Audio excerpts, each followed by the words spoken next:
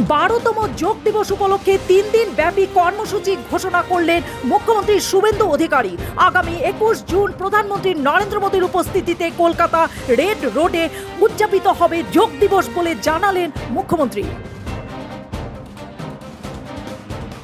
Messi কাণ্ডে অবশেষে বিধাননগর থানায় হাজিরা দিলেন পশ্চিমবঙ্গের প্রাক্তন মন্ত্রী অরূপ বিশ্বাস। ইতিমধ্যে 3 বার হাজিরা এড়িয়েছিলেন তিনি। আজ বিধাননগর থানায় হাজিরা দেন অরূপ বিশ্বাস। কলকাতা ভবানীপুর স্বচ্ছতার অভিযান কর্মসূচি।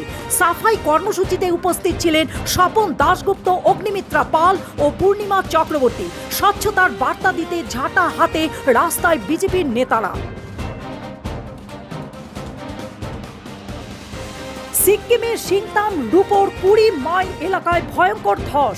আজ সকালে জাতীয় সড়কে ধস নামায় যান চলাচল পুরোপুরি ব্যাহত। ইতিমধ্যে দ্রুত উদ্ধারের কাজ শুরু করে দিয়েছে পুলিশ প্রশাসন। দক্ষিণ 24 পরগনায় সাগর দ্বীপে এক বিরল প্রাকৃতিক ঘটনায় সাক্ষী থাকলেন স্থানীয় বাসিন্দারা। হুগলি নদীতে একসঙ্গে দেখা গেল জোড়া টর্নেডো। এই অস্বাভাবিক দৃশ্য দেখে চাঞ্চল্য ছড়িয়ে পড়েছে গোটা এলাকায়।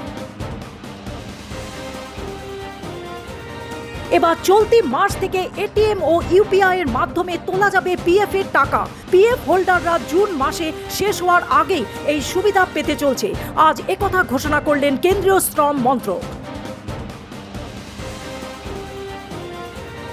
তৃণমূলের পর এবার ভাঙন উদ্ধব ঠাকরের শিবসেনায়। একনাথ শিন্ডের দলে যোগদানের জন্য স্পিকার ওম বিড়লাকে চিঠি দিলেন শিবসেনার 6 সাংসদ। হিমাচলে চাম্বা জেলায় ভয়ঙ্কর সড়ক দুর্ঘটনা।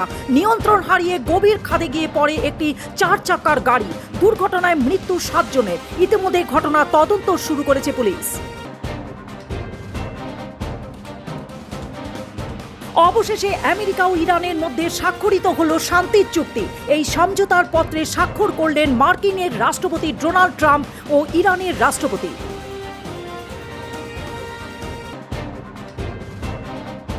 ভিভা টেক 2026-এ যোগ দিতে ফ্রান্স সফরে শেষ পর্যায়ে প্যারিসে পৌঁছলেন প্রধানমন্ত্রী নরেন্দ্র মোদী। উৎসাহ উদ্দীপনার সঙ্গে প্রধানমন্ত্রীকে স্বাগত জানান প্রবাসী ভারতীয়রা।